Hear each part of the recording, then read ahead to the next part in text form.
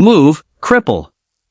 The words cut through the noise of Santa Monica Pier so sharply that several people turned their heads. A second later, a teenage girl lost her balance as someone kicked the side of her crutch, and she crashed onto the wooden planks while a crowd of strangers pretended not to see. Before I tell you what happened next, tell me where you're watching from.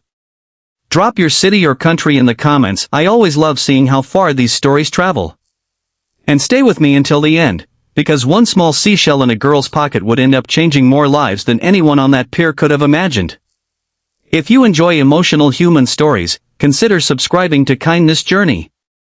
17-year-old Tessa Monroe hated being noticed. The metal brace on her left leg already attracted enough attention. Since a car accident when she was 11, she walked with a crutch and a slight limp. Most days she ignored the stares. Some days were harder.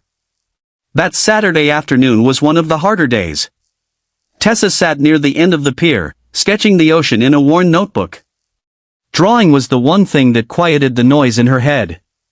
The page was filled with rolling waves and distant sailboats when 3 boys around her age approached. They weren't strangers. Tessa recognized them from school. Carter, Blake, and Nolan. The kind of boys who were never cruel enough to get suspended but never kind enough to leave people alone. Still drawing pictures? Carter laughed. Tessa lowered her eyes and kept sketching. Ignore them, she told herself. Then Blake snatched the notebook from her hands. Hey, she shouted. The boys flipped through the pages. What is this? Looks like kindergarten art. Nolan tossed the notebook to Carter like a football. People glanced over. Nobody stepped in. Tessa pushed herself up and reached for her notebook. Give it back.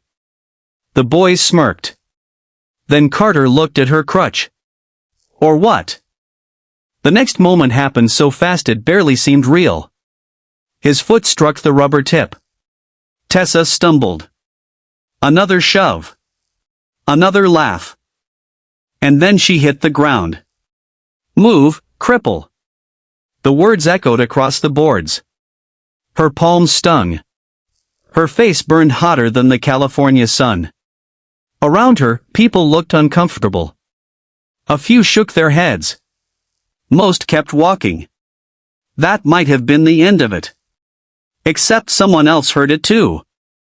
A man named Rex Dalton had been standing 50 yards away beside a row of parked motorcycles. He was 62, broad-shouldered, gray-bearded, and covered in faded tattoos. Tourists often crossed the street when they saw him. What they didn't know was that Rex spent every Thursday volunteering at a children's rehabilitation center. Or that 20 years earlier he'd buried his own daughter after a battle with cancer. The moment he heard those words, he froze. Because his daughter had walked with crutches too. Rex watched Tessa struggle to reach her notebook while the boys laughed. Something old and painful stirred inside him. He started walking. Slowly. Purposefully. The boys noticed him approaching. One biker wasn't intimidating enough to stop them. But then another biker followed. Then another. Then 5 more. Within seconds, motorcycles were pulling up from every direction. Men and women in leather vests. Older veterans. Young mechanics. A retired nurse. A school bus driver. A grandmother named Denise who rode a Harley every weekend. The boys suddenly realized they weren't looking at one biker. They were looking at dozens. A sea of bikers. The laughter vanished. Rex reached Tessa first. Instead of confronting the boys, he knelt beside her. Are you hurt? Tessa shook her head, fighting tears. My notebook. Without a word, Denise retrieved it from Carter's hands and handed it back. The silence became uncomfortable. The boys shifted nervously. Finally Rex stood. You boys know her? Nobody answered. I asked a question. Carter swallowed. Yeah. Rex nodded. Then you should know better. The strange thing was that he never raised his voice. That somehow made it worse. The crowd had started paying attention now. Phones appeared. Parents stopped walking. The boys looked around and realized everyone had seen what happened. For the first time, they seemed embarrassed. But the story didn't end there. Because when Rex sat beside Tessa afterward, he noticed the sketchbook. The drawings were remarkable. Not just good. Extraordinary. Every page seemed alive. Ocean scenes. Portraits. Sunsets. People laughing. People grieving. Life captured in pencil. Did you draw all these? Rex asked. Tessa nodded. It's stupid. No, Rex said softly. It's a gift. For the first time that day, she smiled. A small one. Almost invisible. Over the next hour, something unexpected happened. The bikers stayed. They bought ice cream. Shared stories. Asked about her art. Tessa slowly relaxed. She learned they belonged to a writing group called Road Guardians. Most people assumed they were tough rebels. In reality, they spent much of their free time helping hospitals, shelters, and community programs. As the afternoon faded, Rex noticed Tessa staring at the ocean. You come here a lot? Every week. Why? She reached into her pocket and pulled out a tiny seashell. I collect one every time I visit. Rex smiled. How many do you have? Hundreds. What for?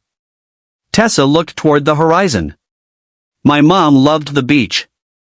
Her voice nearly broke. She passed away 3 years ago. Rex felt his chest tighten. There it was. The sadness he'd recognized from the beginning. Not weakness. Loneliness. The kind that follows people even in crowded places. Then Tessa told him something else.